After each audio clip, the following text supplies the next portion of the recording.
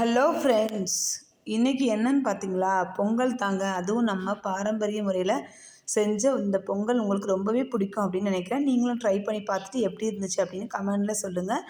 வாங்க நாம் வீடியோக்குள்ளே போகலாம். எப்போயுமே பொங்கல் கிண்டிங்க அப்படின்னா இந்த மாதிரி தண்ணியாகவே கிண்டுங்க. அதாவது சூடாக இருக்க வேலை தண்ணியாக இருக்கும். ஆறுனதுக்கப்புறம் நல்லா கெட்டியாயிடும்.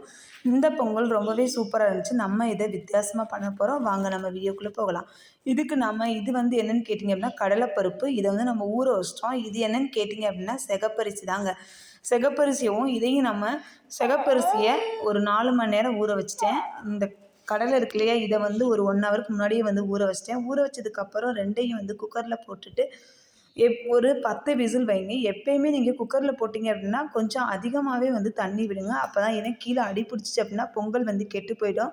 அது கெட்டு போச்சுன்னா அந்த ஸ்மெல்லில் நம்மளால் சாப்பிடவே முடியாது ஃப்ரெண்ட்ஸ். அதனால் நீங்கள் என்ன பண்ணுங்கள் அப்படின்னா கொஞ்சமாக எப்பயுமே எப்பயும் ஊற்றுற அளவை விட 1 மடங்கு அதிகமாகவே பொங்கலுக்கு ஊற்றுங்க. 2வது பொங்கலுக்கு நீங்கள் செய்ய போகிறப்ப நிறையா தண்ணி இருந்தால் தான், அதாவது தண்ணியாக இருந்தால் தான் பொங்கல் ஆறுறப்போ நல்லா டேஸ்டியாக இருக்கும். அதுவும் நீங்கள் நல்லா ஞாபகம் வச்சுக்கோங்க. நாமளும் அப்படி தான். அதுவும் இந்த அரிசி வேகாது, அதாவது சீக்கிரமே வேகாது. அதனால கொஞ்சம் அதிகமாகவே நம்ம தண்ணி ஊற்ற போகிறோம். இது நல்லா அதாவது ரெண்டையும் பிசைஞ்சிட்டு தண்ணி ஊற்றி அது கூடயே 2 ஏலக்காவை நம்ம பிச்சு போட்டு குக்கரில் விசில் வச்சிடலாங்க. இது இப்போ 10 விசில் வச்சுருங்க. அதுக்கப்புறம் ஒரு கடாயை சூடு பண்ணிவிட்டு அதில் நெய் போட்டு கொஞ்சம் பாதாம் பருப்பை அதில் நல்லா வறுத்து எடுத்துக்குங்க. ஏன் அப்படின்னு கேட்டிங்கன்னா உங்களுக்கு சொல்கிறேன் அப்புறம். இதை நல்லா வறுத்துருங்க.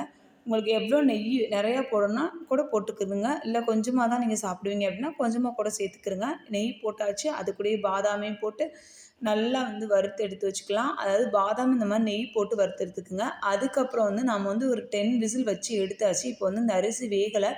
இது சீக்கிரம் வேகாது. ஆனால் டேஸ்ட்டு சூப்பராக இருக்கும். இப்போ நம்ம வெந்த அரிசியிலேயே நம்ம பாதாம் வறுத்து வச்சோம் இல்லையா, அதை அதிலேயே ஊற்றிடலாம். ஊற்றிட்டு இன்னும் ஒரு 7 விசில் போடலாம். அப்புறம் உங்களுக்கு பொங்கல் ரெடி ஆகிடும். அதுக்கப்புறம் என்ன செய்யலாம் அப்படின்னு நான் சொல்கிறேன்.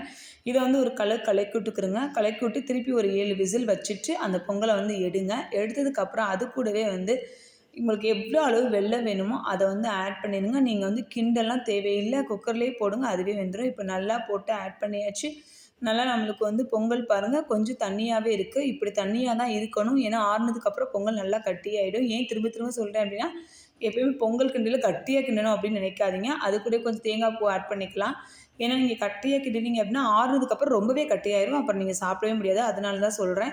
இப்போ நம்ம தேங்காய் துருவல் போட்டுட்டு இறக்கணும் அப்படின்னா சூப்பரான பொங்கல் ரெடி ஆயிரும்.